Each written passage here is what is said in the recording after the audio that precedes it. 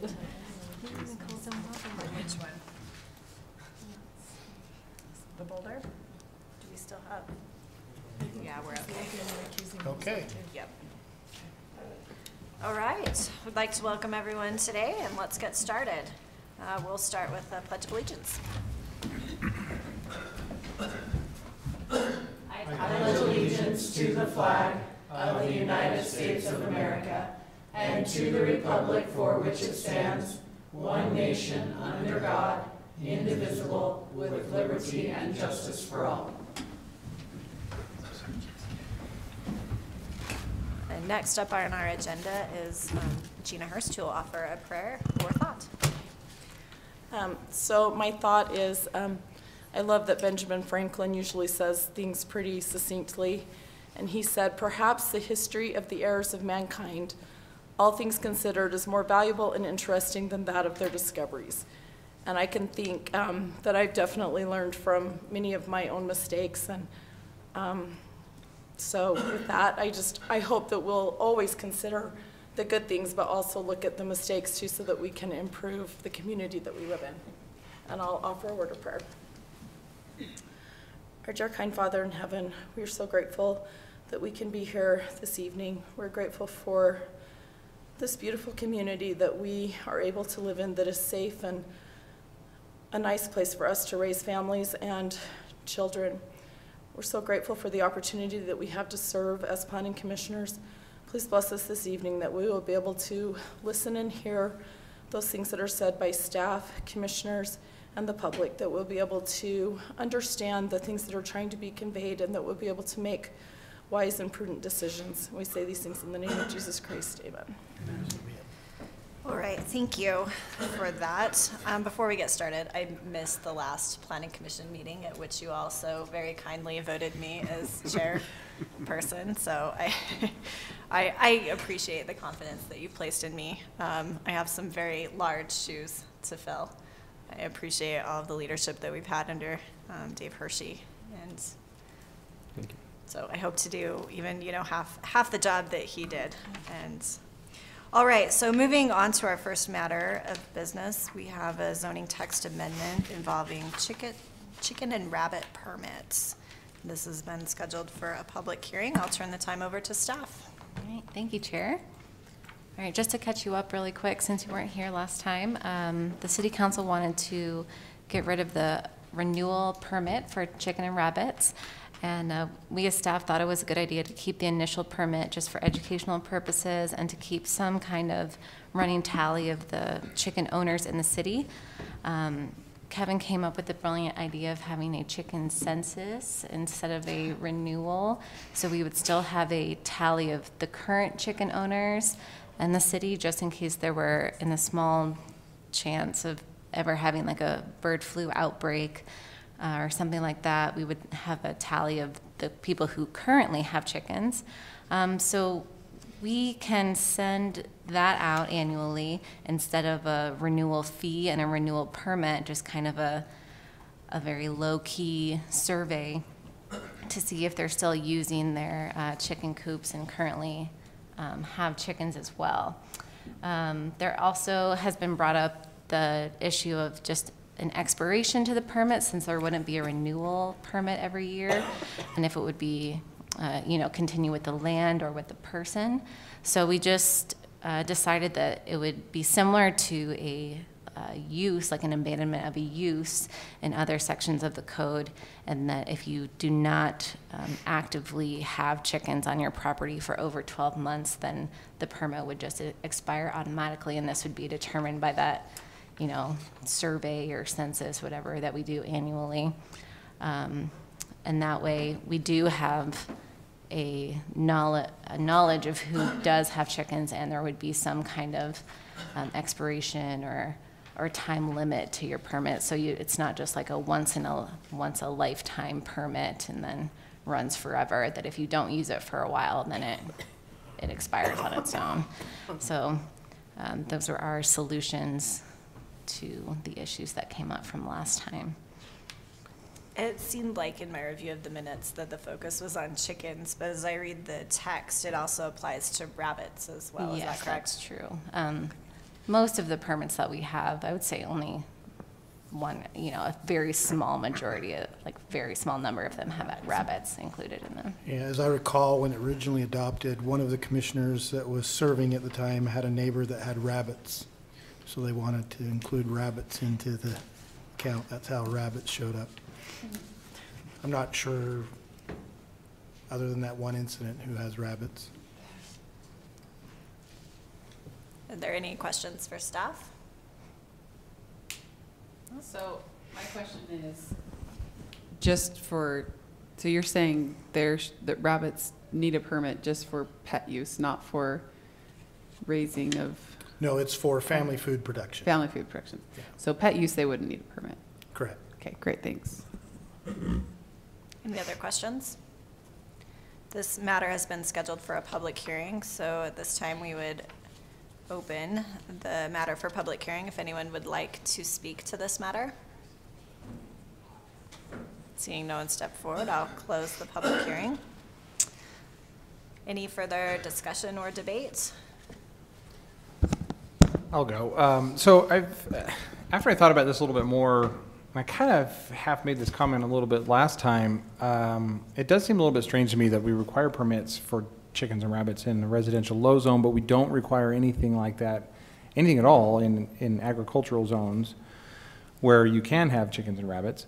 So that goes back to a little bit of a comment that I made before, which is I think that we need to go require it for everything or nothing, because by only having the permits required in the residential low zones, those public health benefits of knowing where the rabbits and chickens are really not that valuable, because we are really only covering a portion of the city where you could potentially have chickens and rabbits. So if there is some type of an outbreak, we can guess about where those chickens and rabbits are based on the residential low zones, but there are still significant agricultural zones in the city, and not all of them are big, and not all, no, I'm not talking about full-fledged farm production type things, but residential type things, and we wouldn't know because it's not required. So I still think that it's kind of we need to do it all or none, because otherwise we're just creating an additional burden for those people who live in the residential low zones, an additional thing for staff to have to keep track of,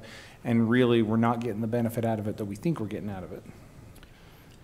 I have a question for staff in regards, do you know how many parcels, agricultural parcels we have versus how many residential parcels we have? No, we'd have to do that. That's probably not census. something you would know. Yeah, our response to that, agreed in part to the point made, all or nothing, understand the value and the discussion of that. But I think the ancillary use of surveying and flu outbreak is secondary to the land use. The land use is the primary concern under the permit when it was originally developed, because agricultural is an assumed animal zone. So yeah, we may not track those, and we might want to have discussions about tracking animals if that's what we're going to do, because I think the point well made is we'll have some that we have records, some that we don't have records. I think that's a valid point. But I think from a land use perspective, the agricultural is an assumed zone when you buy into that it is ag uses and the hobby issues. It's the single family residential low zones where it's not assumed that type of use is going on. And reintroducing those back into that zone was the land use concern at the time. And I think the overall whelming reason for the permit is because you are on smaller property, you are in areas that could be potentially assumed impact in an area that you didn't think that impact would occur at. And the idea of locating the coops, taking care of the coops, giving a little extra instruction for the expectations of the RL zone is the primary use version of the permit. Now, having said that, recognizing the other argument you have made, Kevin, is the issue of apiaries. Apiaries or beekeeping came up later, and that did end up being essentially a no permit allowance to have apiaries. Here's our rules of the game, but we don't really explain it to you. We really don't take a census of that. It's just that here's the rules of the game. If you violate those rules of the game, it can be a code enforcement. So acknowledging all of those arguments together, there is some debate, you know, permitting, not permitting, and bees are permitted without any licensing. But yet,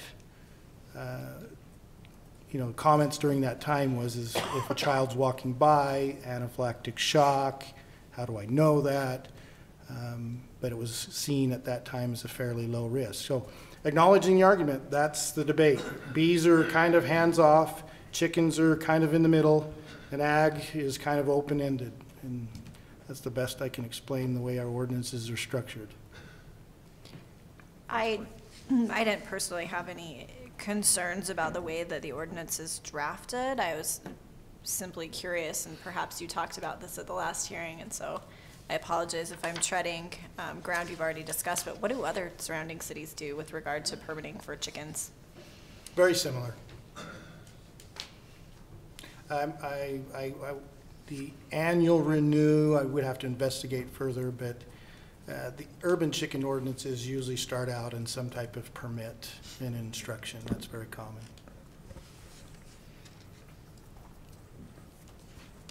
Any further questions or debate?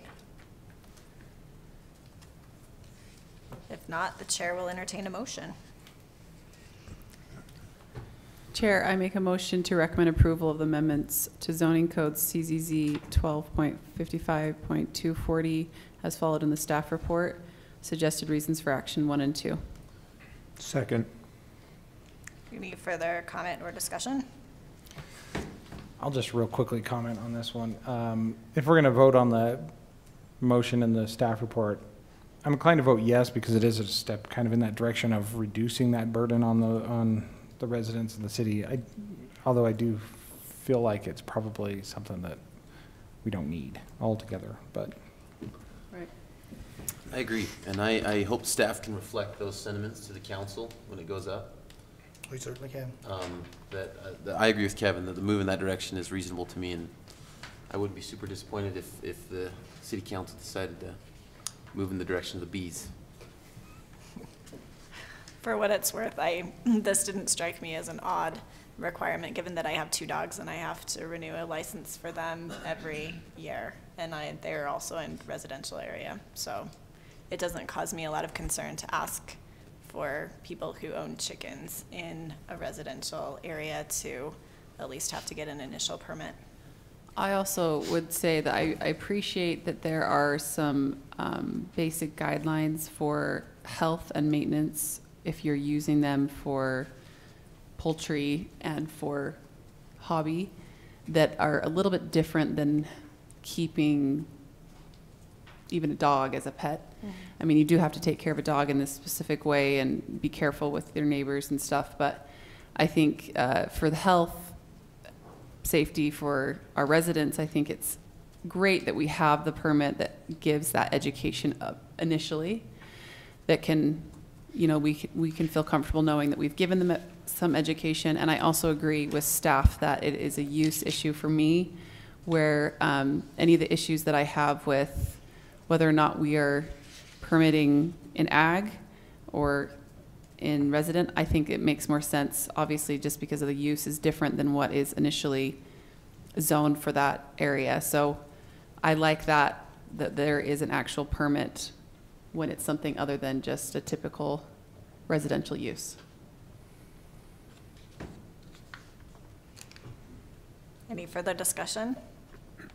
All right, let's take a roll call. We'll start with Commissioner Johnson. Aye. Aye. Aye. Aye. Aye. Aye. Aye. The zoning text amendment recommendation is passed. We'll move on to the second item on the agenda tonight, which is a preliminary subdivision involving the Boulder subdivision at 60 North 1400 West, initiated by applicant John Stout, and this has been scheduled for a public hearing. We'll take the opportunity. We have 2 commissioners who will be recusing themselves for this discussion, so we'll thank Commissioner Johnson and Commissioner Hurst.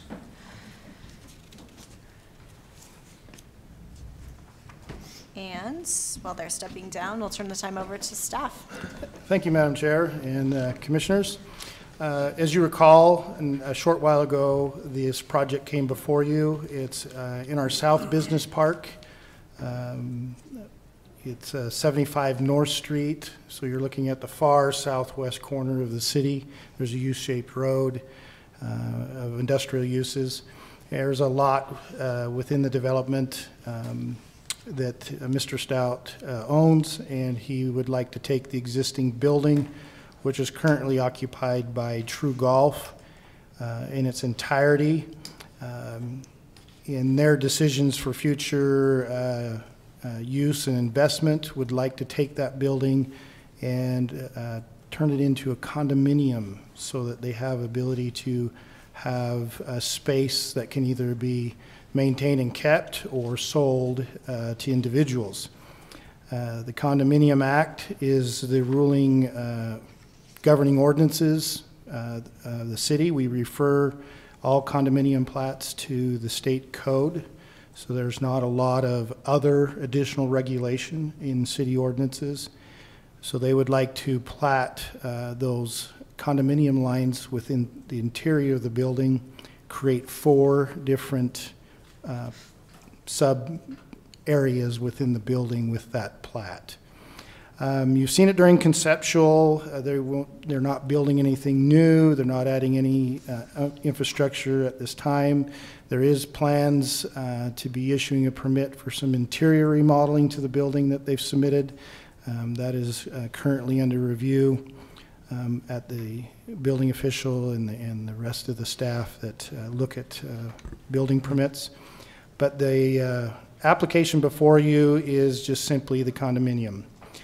The condominium is a plat process where you draw up the boundaries of how the airspace or airspace and walls will be platted into the future, so it is a subdivision plat. One of the issues raised by staff and supported by the commission during conceptual was the concept that the current building is wholly occupied by a business entity as a office warehouse use. And the parking calculations have all been granted into that building as an office warehouse use. There are a number of uses in our industrial zone that are not obviously office warehouse. And the concern there is, as these suites potentially be sold, staff wants to ensure that future owners understand that there's a limitation with the existing site. There is a maximum amount of parking approved right now. As uses change, the parking demands could change. So an example would be as warehouses 1 per 1,000 square feet of warehouse. If that warehouse is converted to, let's say, specialty retail, it's 1 parking stall per 200 square feet. And so that's a concern about future users in the area. They have some limitations. So we've asked that the applicant address those limitations and understanding not only on the plat, but within the condominium association covenants. They have prepared the covenants.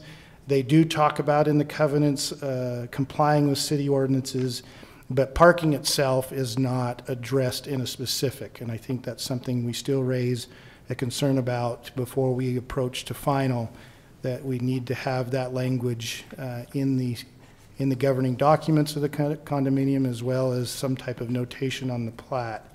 The reason that's a concern to staff is the project has a maximum number of approved stalls. And in this particular case, why it's important is that this lot area of this project shares access and parking with the lot to the north.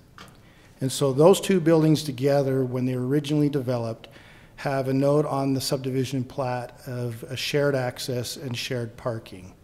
And so the parking stall counts are not only for this particular building, because it's shared, it's also parking stall counts for the other building. And right now there's a maximum number of developed stalls, and they're at just shy of that maximum today. They're approved with 87 stalls, and the current calculations of the approved uses is 86 stalls. And so we think that's important in converting this to condominium, that parking cap is relevant to any future owners. But other than that, the governing documents have been submitted. We've submitted them to the city attorney. The city engineer has the preliminary plat. Indications at this point is that we have the information sufficient to address the preliminary approval. Your preliminary approval is to give them direction on what they need to do to finalize. And at this point in time, most of the work is just addressing that use issue of parking from our standpoint. There may be engineer comments on the official plat further, but at this point, we think they can move with the conditions we've identified to final.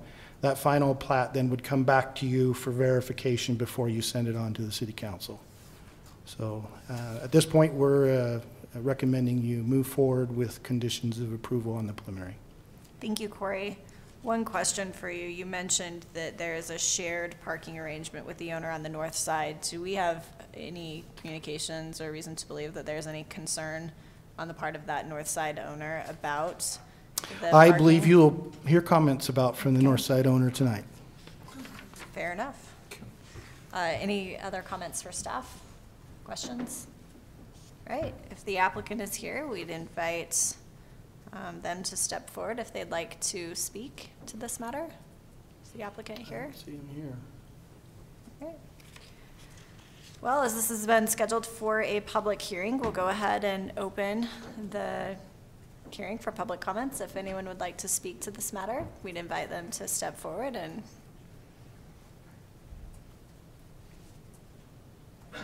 I'll just stay here. There's no, if I go there, you won't be able to see me, and there's no accommodations. I think that's fine. If you could just state your name so that we can get it. My name's Jerry Cook. I'm the founder and the president of a company called Interform. We own the building on lot 102 in the subdivision that the Stouts developed. Just a little bit of background you may be interested in. I founded this business in 1986 in Centerville. So we're in our 33rd year of business. It's been 32 years now that we've been in business. We've grown every year except 2008.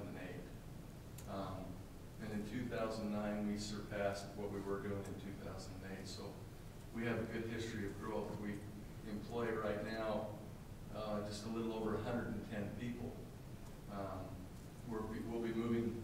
We own the two buildings. If you go down to if you've ever been on this side of the city, you'll see on the west side of the street right now there's 3 buildings.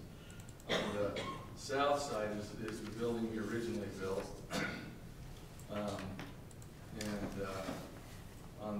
then in the middle you have the building where True Golf occupies, that's owned by Stout. To the north of that building is a building that was owned by Stout, subsequently sold to International Armoring, and then we purchased the building a little over a year ago from International Armoring. We're currently experiencing parking problems. We're disappointed in the planning commissions before in not considering that the use of the parking and shared parking, that we're both there at the same time. We're currently in a situation where True Golf is on most days, the parking on their property is fully maximized, and there's usually about 4 or 5 cars on our property. We're rapidly expanding to fill our property with the designated parking, and so we're in a situation where parking is a serious concern. Right now, we're looking at we have in our building, when it was approved and built and platted by the Stouts, there's 2 units that could be sublet. We currently have an interest in letting one of the pieces or one of the sections in subletting that to another company who's approached us. Difficulty with that is the company's asked us about parking, and we can't guarantee that they have parking. So, you know, we wanted to express to the planning commission, you know, the immediate case of damages that we're looking at incurring, because we have an approved use, and yet we don't have, because of a cross-access agreement, we don't have, you know, we can't tell this prospective tenant that the 4 spaces in front of his door that he can use. He may be 250 feet up around the corner, or he may be on True Golf's parking. If one of their people left, he could park there. Anyway, there's no guarantee that he would have parking, and we can't make that adjustment for him. So we're looking at, you know, at lost revenue because we can't use that, you know, under the current conditions. The current conditions are putting more and more pressure on both the tenant of Stouts in True Golf. We feel bad for them and for the Stouts because they've maximized their parking. They're building, they've built the property lines and property lines, and have no additional room for expansion for parking without encroaching upon our parking lot. So there was supposed to be an agreement that was supposed to be recorded and filed in the preliminary plans when Stouts approached, you know, for the subdivision. And but we've checked and we've asked, and we're not familiar with any agreement. It is recorded on the plat that there's an easement, but the easement is very broad in its term in just granting an easement to Centerville City and the public for use. If there is an agreement, which was agreed upon to be provided and recorded in the preliminary plans and in the preliminary approvals, if there is such an agreement in existence, we've not been able to see it. So we don't know if there's limitations, if this agreement was just between Stouts and True Golf, which Stouts is not there anymore, or if it was an agreement that went on in perpetuity. And so that's an issue, but really the fact that there's just nowhere to park. Also, if you drive down on our street, you'll see that if another car's coming, you're going to have to pull over to the side and let them pass, because parking down in that section of the city is it's bad. I mean, it's somewhat of a hazardous situation. You've got lots of little kids that are running around crossing the street. You've got, you know, then you've got just, you know, you've got workers that are having to cross the street because because they're parking on both sides of the street. We're not, and I've instructed all of our employees that they're not to park on the street. We're not going to contribute to that congestion. We have adequate parking in our building number 1, and we have available slots in the building in question. However, and we don't know, so when this cross easement was granted, you know, I don't know how much talk about, you know, is this business going to stay the same? Is this business going to stay the same? Are they going to grow? What's going to happen if they grow? But we do know now what's happened because, you know, because we're right in the throes of the congestion. And so to look at granting a preliminary approval and then even subsequently a final approval to 4 particular uses that we don't even know what will be. It could be all office. It could be all warehouse. Most likely, you know, if you looked at the averages, it would be a combination of warehouse and office. And so, you know, right now we're in a situation where the parking is full. There is no parking available. I don't know, to get 87 spots, that would mean you're taking probably 40 spots that are actually on the property and then taking another 47 spots of ours. Would that be all the parking, Corey, do you know?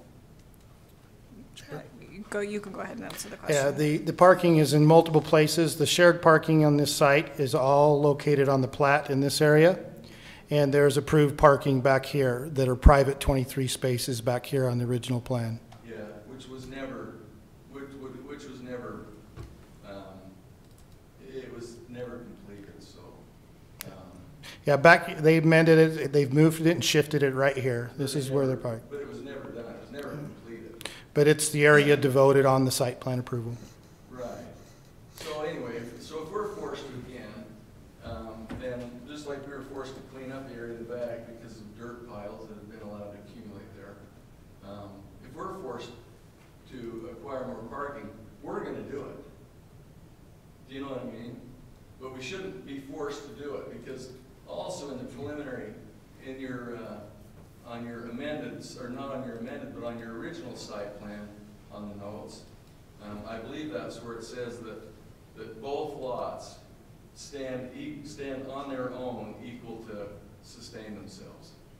But yet also in the same plan, the same minutes, it said that the lots couldn't stand on their own because without the shared parking. So the report that staff prepared was inconsistent in stating that the two lots stood on their own merits, and that yet the two lots didn't stand on their own merits. And that's in the same plan. I can read that to you if you'd like me to. Yeah, I can explain that. I think you're not quite fully aware of what happened, but I can explain it after everything's done. Okay. I think I'm more aware of what happened than you give me credit for. What's happened is you had two parties that were related to each other, and they figured neither one would leave, and that they'd be able to work together forever. And the city tried to be accommodating and said, you know what, we'll do this for you, without thinking about any effect or consequence that comes on. So for example, say that I can't lease this space, then I'm incurring damages that I would have to seek to recover somehow. Also, if I go to sell my building, or if Stouts go to sell their building, are they going to disclose the fact? It wasn't disclosed to me and I missed it on the plat. I missed it. But are they going to disclose that, well, you might not have parking. We can't guarantee it. See, I could take the whole lot. I could right now, tomorrow, I could take every car that works for me, and we could occupy the entire cross east section easement of parking legally. I mean, and we're just growing. So looking in Stout's interest, you know, if you consider their interest, you know, how are they going to sell a building that they can't provide parking for? Now, also for me, if I was going to sell my business someday, I would disclose the fact, because it's such an important issue, I would disclose the fact that, hey, look, you can buy this building for $3.5 million, but I can't guarantee that you're going to have parking. It's going to depend on the guys in the middle. I mean, there's some serious damages that are incurred, and that can be incurred, you know, by the current situation that is being allowed and that was approved by the city.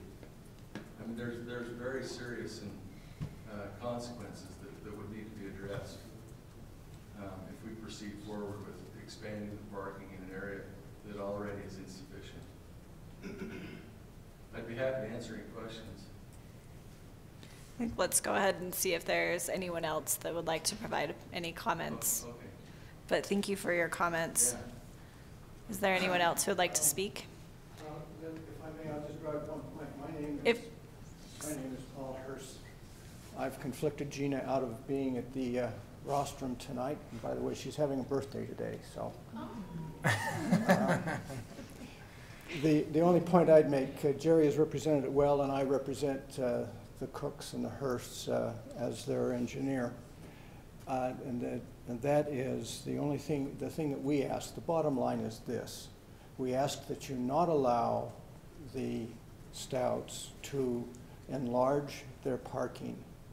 Their use is such that if they keep the same mix of warehouse to office, which is half and half, they are required to have 43 stalls. Based upon the plan that was submitted that you have in your packet, that count is 41 stalls because they're taking out the overhead loading area doors and putting parking stalls in front of them. But right now, I would submit that they have 37 stalls where their requirement is for 43 based upon the area of the building and the use of the building.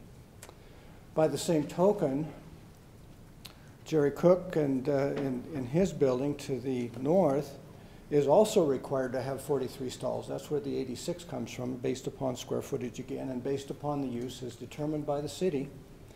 And he has in striped stalls, I say striped, I make that clear distinction right now, not counting what could be happening around the back, he has the capability of providing 35 stalls right now, today. So both are deficient.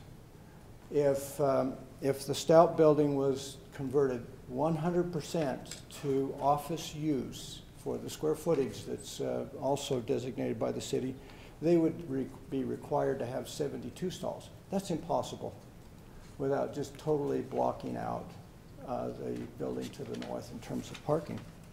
So what we're suggesting to you is that while they can dice and divide the building any way they want, there needs to be very strict restrictions recorded with the property, with the condominium documents that limit them to the stalls that their property can produce, which in reality, by their own admission, is 41 stalls, which is too deficient of what the code requires. So that's all we're asking, is don't let them enlarge or change the use of their building as presently constituted, because they will be in violation of the ordinance. Thank you. Thank you very much. Is there anyone else that would like to speak to this matter?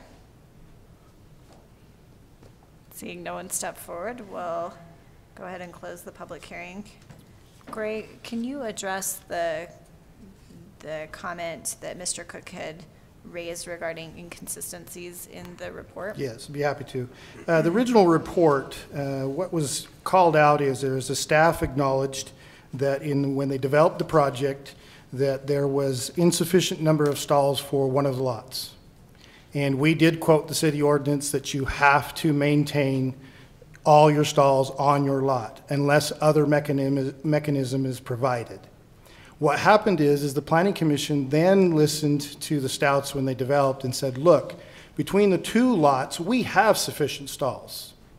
So we're insufficient on one, but we have sufficient in aggregate, and asked for a shared use allowance.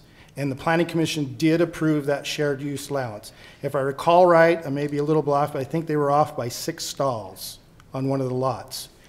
So I went back and looked at the original approval. Between both lots, the total office space was 12,419 square feet that's been approved. That requires 62 stalls to cover the office area. For the total warehouse that's been approved to date was 23,546 square feet. That requires 24 stalls. And so you have a total site requirement of 86 stalls. The site plan approved provide 87. So they have, on our site plan approvals, they have sufficient to cover the uses as built. Now the issue of convenience, territorializing is what I spoke with Mr. Cook before. That is true. There may be some concerns with having purchased into the project, recorded on the plat is a shared access and use agreement. That's the best the city can do for somebody is during the subdivision is put those notes on the plat. That's exactly why we're bringing this issue up with the condominium conversion. But by code, they have 1 extra stall as approved today.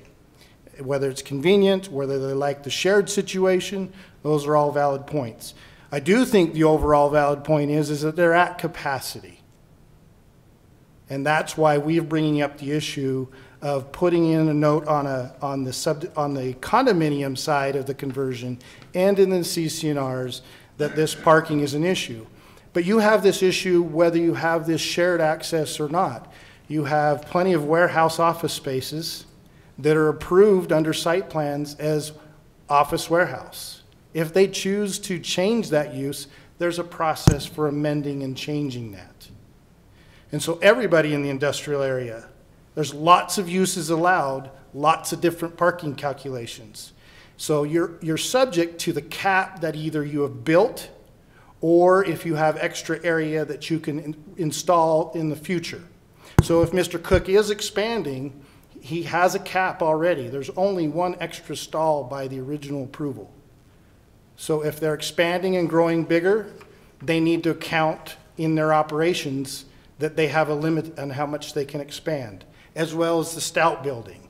They have to realize that they're in a shared situation and there's a capacity of 87 approved. If changes occur and they need more, the business licenses, the site plan amendments will all be held up until that parking is accounted for. And if the parking can't be modified, then that change to another use will not be approved by the city.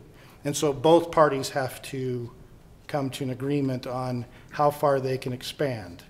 But we did approve a shared use agreement, so there was insufficient on one side, made up in the difference on the other side, and the total approved stalls is 87. Agreed that they have either not striped at all, but if you look at the site plan here, these stalls striped here and here were originally proposed over here, but this was converted to a gravel area and the stalls that were at the far back were replaced here. If they do not provide that 87 stalls, either party, they are in violation of their site plan approval. So they have to provide 87 according to the ordinance and according to their approvals. If they go above that capacity, they have to figure out how they're going to add it. It is obvious from just looking at the site, one side, the lot roughly goes down the center here. One side has limited area because the other property is in L shape. And so Mr. Cook actually owns land that's open. It's used as storage and gravel under its original approval. So if his business needs to expand, he likely has area to expand and provide additional parking under a site plan amendment for that expansion. Again, back to the convenience, the sharing, that's a different issue. Mr. Stout, he has very much limited capacity to expansion. And so that's why it's very important that in the condominium conversion for the future owner, that a note on the plat, this is the tools we can use, is placed on there. And then we're asking that those be included in the CC&Rs, but we don't control the CC&Rs.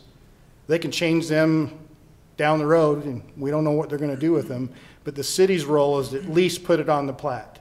We put on the plat for the shared parking. It may have not been known that it's a shared parking. We're putting it on the plat for the condominium conversion, whether people understand that and come to surmise that. But it will be caught in the process in their expansion as they change uses. We just feel it's very important that there's no way from our view you can deny a condominium. There's no ordinance being violated in the condominium because everything fits within their approvals. It's when they want to expand further, there may be some problems. And yes, currently Mr. Stout is planning remodeling and he has some problems to solve in order to get that permit. But it doesn't affect the condominium part. We're just trying to make sure future condominium users, at least they have the closing documents in their title with a note on the plat that they're at capacity. So we can't find anything that says deny the opportunity to do a condominium conversion. Thank you, Corey. That was very helpful. I saw someone walk in. Are you John Stout? No, okay, we're good. I just want to make sure I'm giving the applicant the opportunity to respond to public comment, but since Mr. Stout is not here, any questions for staff? Madam Chair, I have a couple of questions for Corey, if I may. We haven't seen the shared parking agreement. Was it recorded? I don't know how the recording, and I have to go back into, but we did approve, the city did approve, and it is noted on the plat. Okay. And is there anything in the shared parking agreement that has anything to do with territorial preferences? No, not to my So knowledge. it's just flat open? The note on the plat is shared access and use. And as I understood the comments earlier, I'm just trying to think through the timeline here. The Stouts own both buildings the family basically owned both buildings at the same time. Correct. When this was originally developed. Yes. And sold off one of those buildings and is now seeking to condominiumize the second building, which will result in a sell-off of that building eventually, presumably. Yeah, correct. Something of that nature. And so I guess the point that I would make and just have confirmed by you is that anyone who has acquired this property or will acquire this property does so with notice that this situation exists and takes the risk when they do that of being subject to the plat note and the the shared access and parking agreement.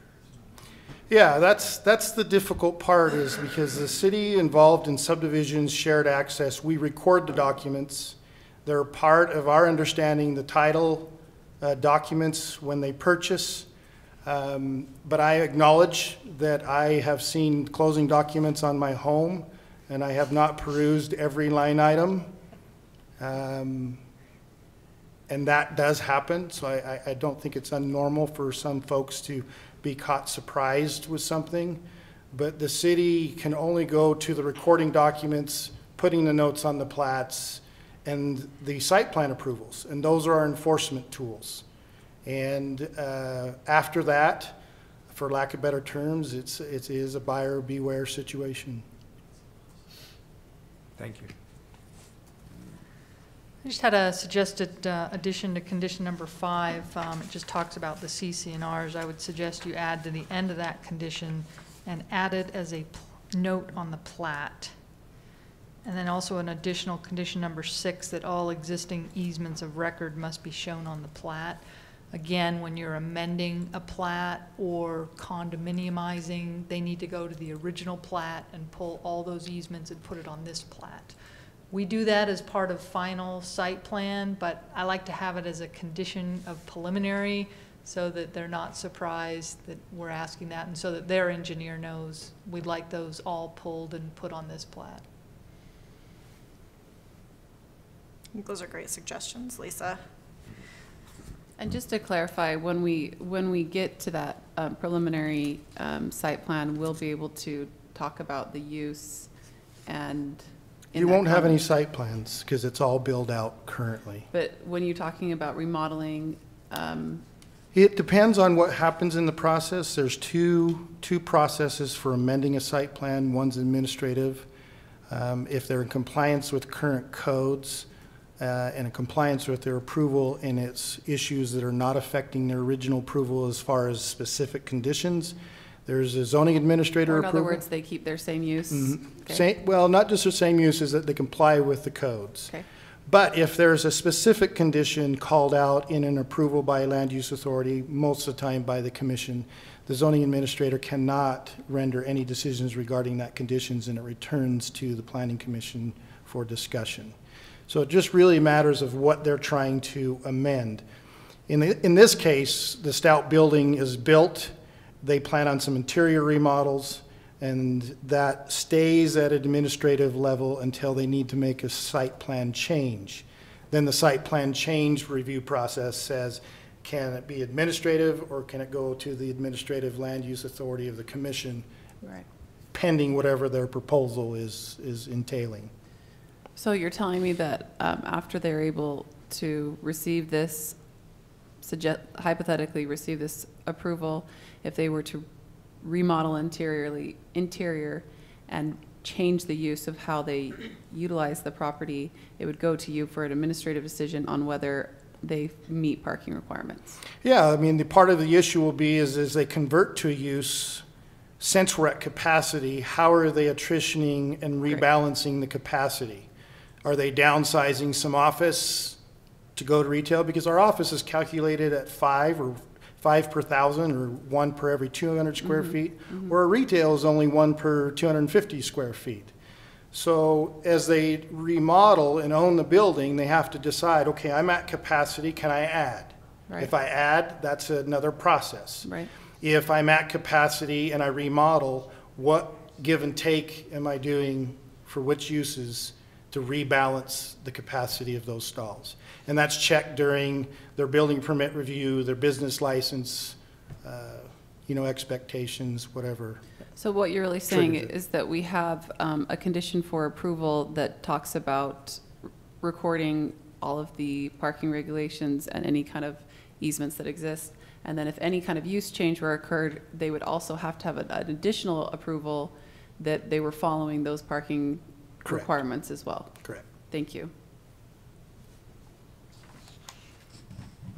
Any other questions for staff or any further discussion? I would just say that obviously we're not in a situation that's ideal for parking. It's obvious for all three properties.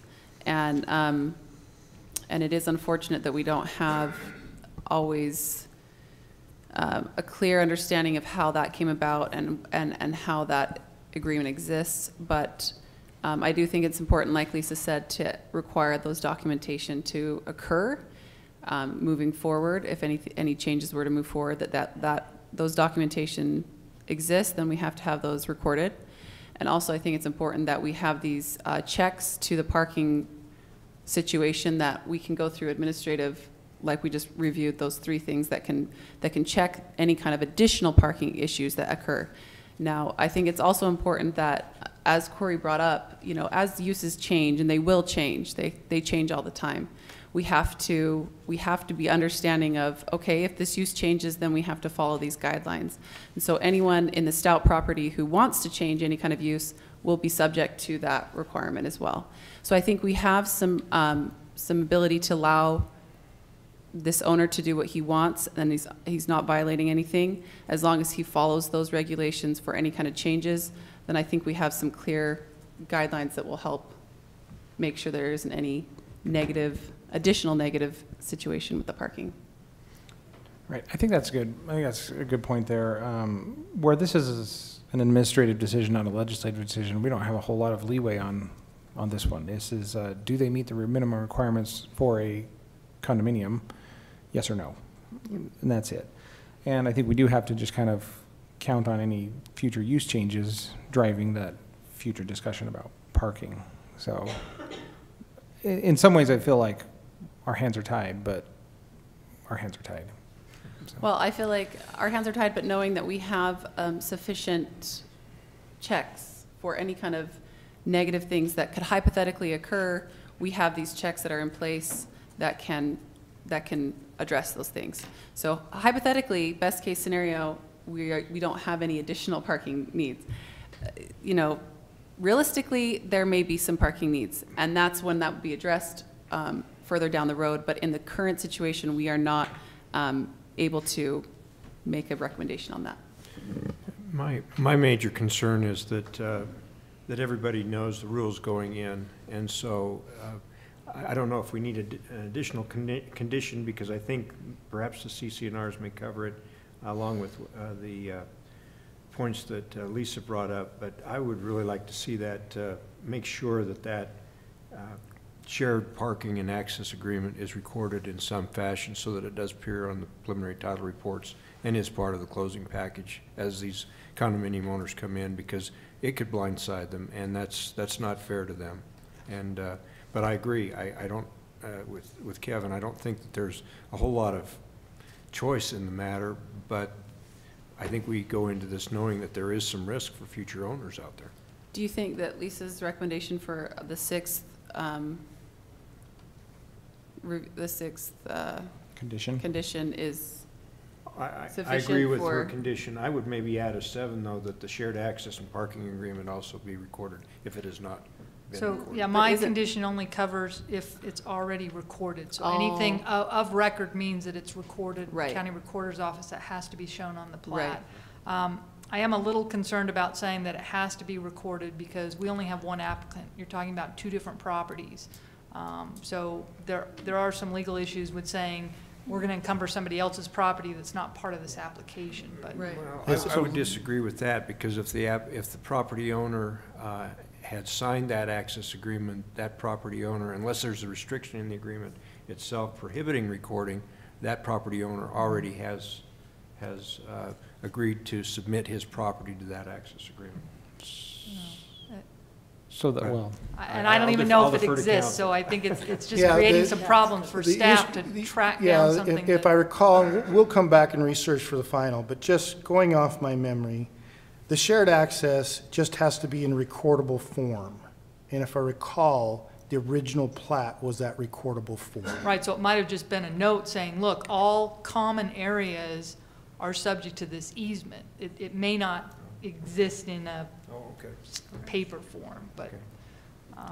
but yeah, maybe we could bring, why don't you add a condition to have Research staff, that yeah, shared access report back approval. on your shared access That agreement would be status, helpful. and then you can determine with final what you want to do with it. Condition 7. Great. I think that makes sense. Okay, any further discussion or debate?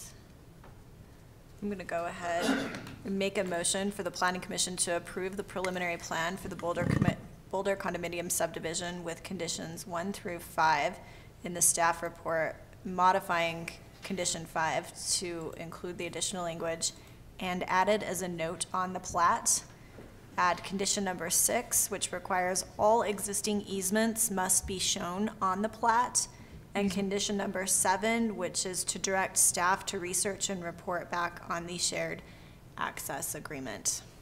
And then just, if that could be all existing easements of record. All existing easements of record. Okay, so condition 6 will read, all existing easements of record must be shown on the plat. Reasons? Oh, and reasons A through B in the staff report, except preliminary shouldn't have a 9 in it. Small typo. I'll second. Any further discussion or debate? Let's take a roll call, starting with, oh, it's just such habit to call you Chair Hershey, with Commissioner Hershey. Aye. Aye. Aye. Aye. Aye. All right, thank you. We're up for matter number 3, if Commissioners Johnson and Hurst would like to rejoin our merry band.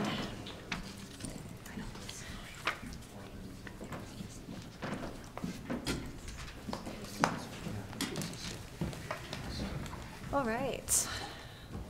The next item up on the agenda, we're being asked to consider the proposed final subdivision plat for Rigby Court subdivision at 150 East Jennings Lane. I'll turn the time over to staff. Okay, thanks, Madam Chair, members of the commission. You're probably familiar with this, I hope by now, the Rigby Court subdivision on the Jennings Lane on north of Main Street. Mr. Hale is planning a 4-lot subdivision. As you recall, during the conceptual review and preliminary review process, part of the discussion on the hillside overlay that lays on top of the property was the lot width elements, and the commission made a recommendation for some adjustments, and the council, after 2 meetings, passed and adopted those changes to the hillside. So he was able to complete that process, and now wants to approach you with final. We've just provided a staff report, quickly bulleting, the issues to be resolved with the final subdivision.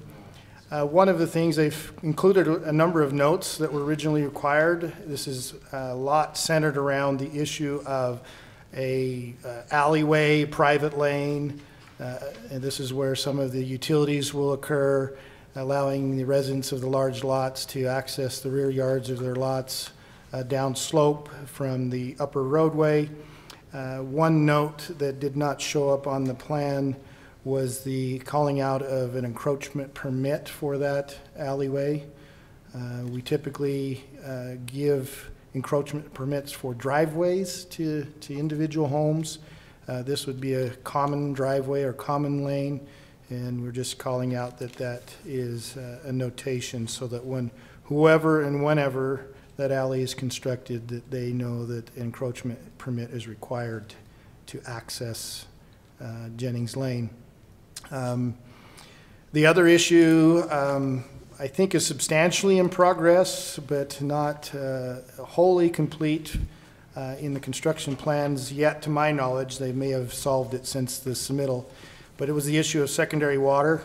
There were several locations that they were trying to create access to secondary water due to pressure. The latest I understand is they are heading east.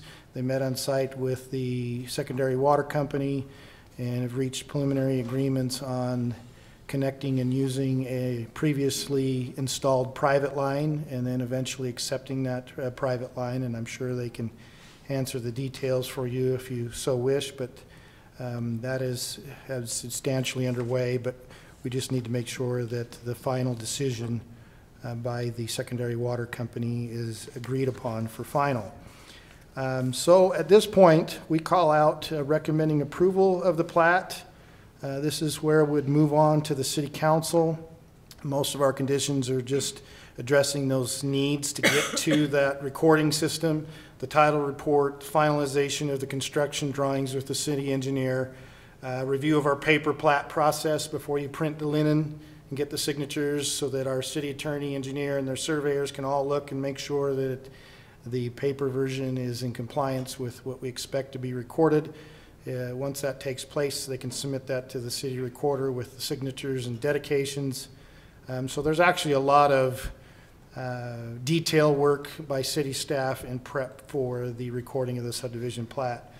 But other than the highlighted items, we feel it's at a level that could be approved, given those directions under the conditions to send up to the city council for approval. So we're recommending you consider sending it to the council as a positive.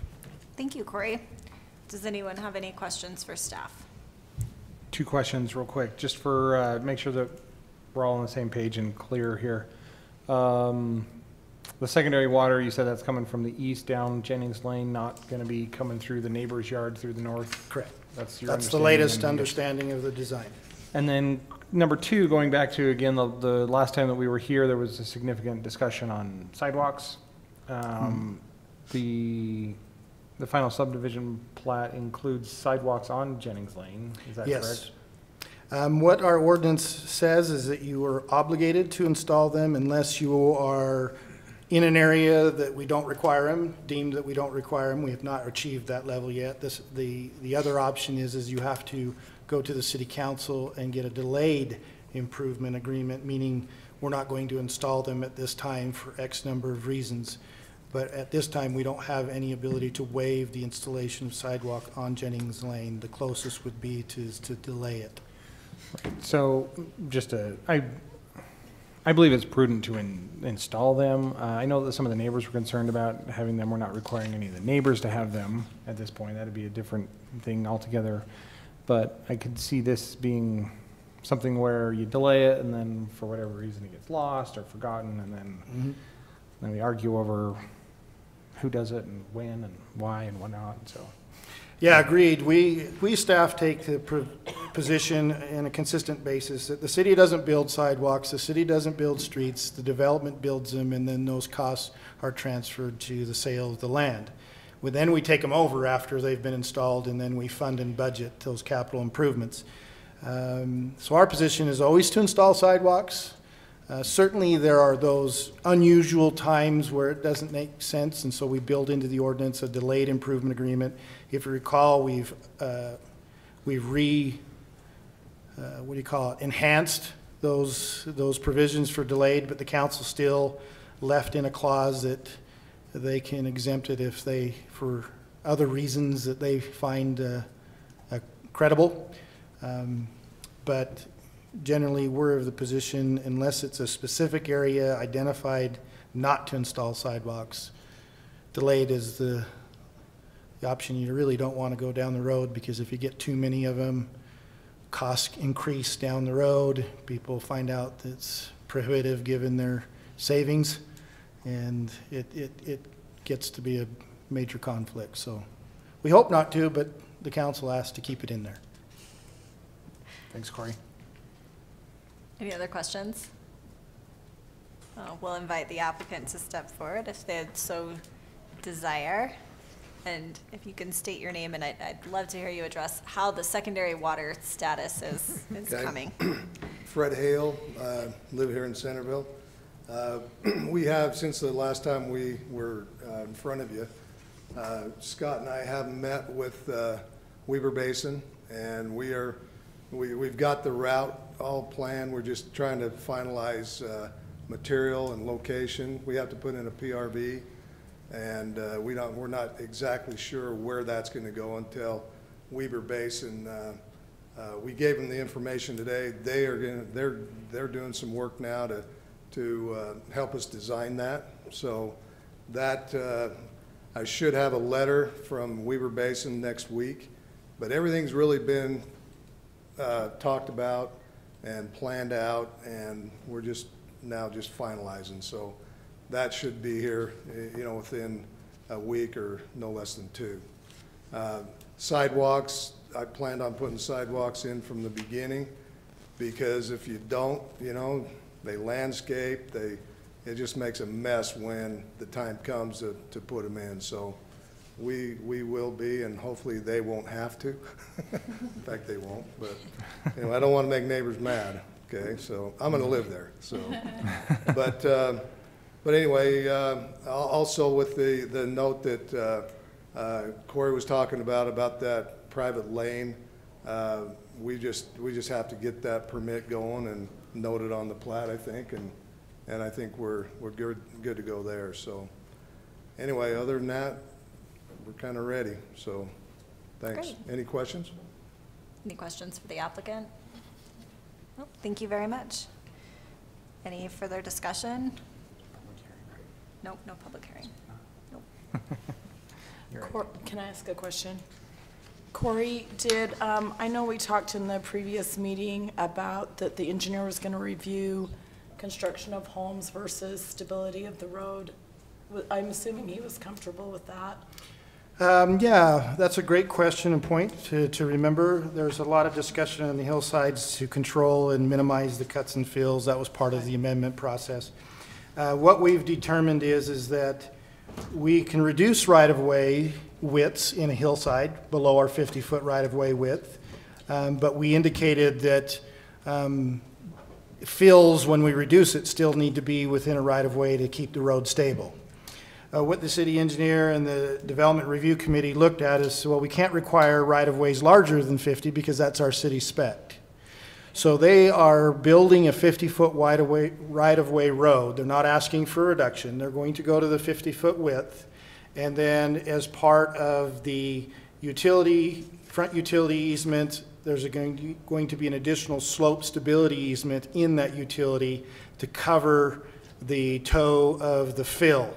And that can't be disturbed within X number of feet of the roadway and so forth as the home is excavated out to protect the road from collapse. So that's a great question. Forgot to mention that to you, but yeah, the city engineer looked at that and agreed that that's the way it ought to be handled. Perfect. Thank you. Should we record? Wow. So it'll be recorded on the plat as a utility easement for the front yard and slope stability. So it has limitations. It's right on the plat. I think they've already provided the language directly. I can look it up if you want for details, but it is on the plat. Do you want that in our motion, or? I don't think it hurts to just, if you want to add it in, just so it gets transferred to recording.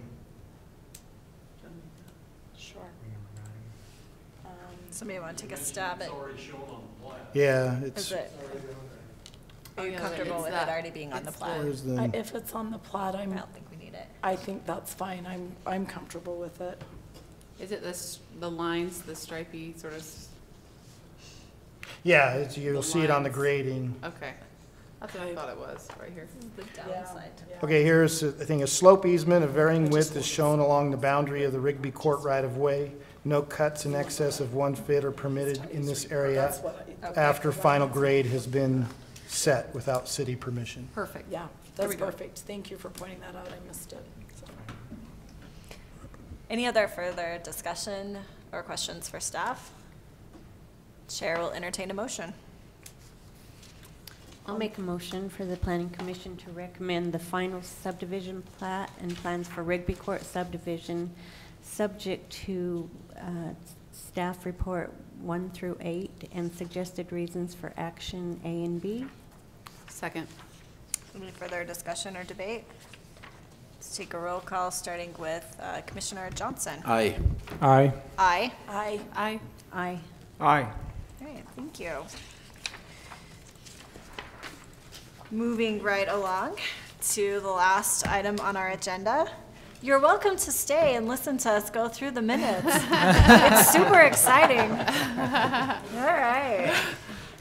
I still have to Notice how say, nicely he waved. I just love that the minutes are at the end. I do It just too. makes me happy. It makes For so everyone much else. Makes Everyone's everyone happy. happy. That's what I mean. It's just like such a better way to do things. All right, item 4 on the agenda is to review the Planning Commission minutes for January 10th. So let's just go through these page by page. Any comments on page 1? Page 2? I have a couple of proposed changes, a little bit nitpicky. On line 12, I don't think we need a comma after the word law. On line 25, I do think we need a comma after the word change. On line 41,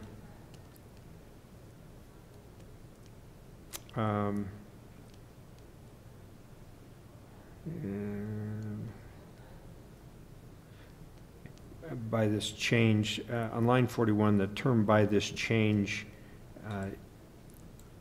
it's unclear what he's talking about this change. I think it would be more clear if we talked about the change in state law rather than the change in our ordinance, because obviously our ordinance doesn't apply to Lehigh. So Not the yet. change in state law, perhaps. And finally, on line 49, the words "to approve," I think should read "approval of."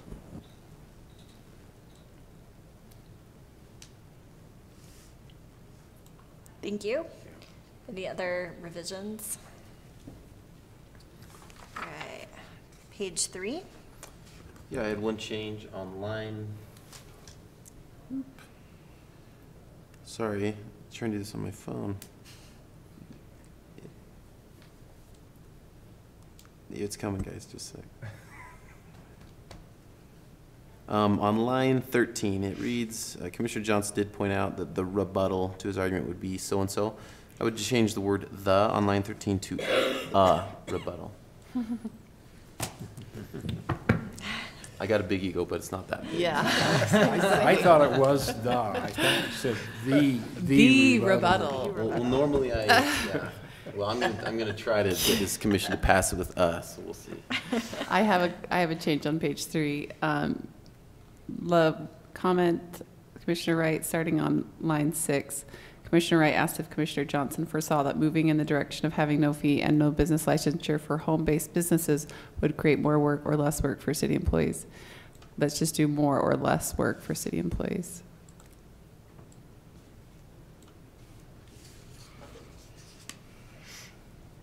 Okay.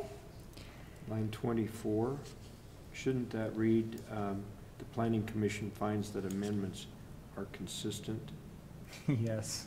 rather than inconsistent? Excellent catch. Yes. It's actually, yeah, moving down there. Any other comments on page 3? Page 4? Page 5? page 6. Page 7. On line 25, I feel a lot of things, but not so much on this one. So could we change the feels to believes?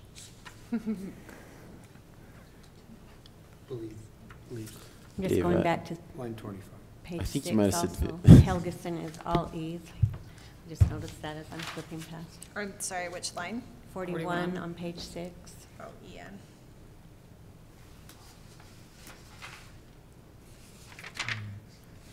Okay. Any other comments on page 6? Going back. And any other comments on page 7? And page 8. The chair will entertain a motion. Madam Chair, I move we adopt minutes as amended. Second? All those in favor? Aye. Any opposed? All right, those are passed. And I think the next thing on the agenda is, well, let's ask for, it's not on here, but I'll turn it over for a staff report. What do we have in the pipeline, Corey? A couple of projects I know of. Where the Moss Acres, Moss Acres? at? Moss Acres preliminary, Yeah, we have Moss Acres preliminary, and then there is a a CUP for home occupation. home occupation that would, the only way they can do that is through a CUP issued by the commission, so that's coming. And don't forget that it's on a Tuesday next time. Yes, the 13th, Oh, that's right. Tuesday the 13th. You guys don't all want to spend Pre-Valentine's Valentine's Day. Day together? What? I can't think of anything more romantic. We should invite our spouses to join. That's what we should do. We just let them run the meeting. Warning. See how well they do after all our war stories at home, right? They would love that. My husband would love if I planned that. Yeah, I saw how quickly he ran out of here. Yeah. He took off. Excellent. Anything to report back from the city council side? No, they did approve that agricultural change at the last meeting, as I recall. I The don't- text amendment for the hillside widths in the agricultural zone. Right. but- And the deferral agreement amendment. Deferral agreement. Oh, yes, the deferral agreement. Lisa handled that matter beautifully. I skipped out. Good job. Excellent. Thank you so much. I think that's it for today, so I will entertain a motion. I move that we adjourn and after we adjourn and are off the camera, we sing happy birthday to Gina, Commissioner Hurst. Oh, let's do it on camera. Second. All in favor? Yeah, let's do it. Come on. Happy Happy birthday to you. Happy birthday to you. Happy birthday, dear Gina. Happy birthday to you.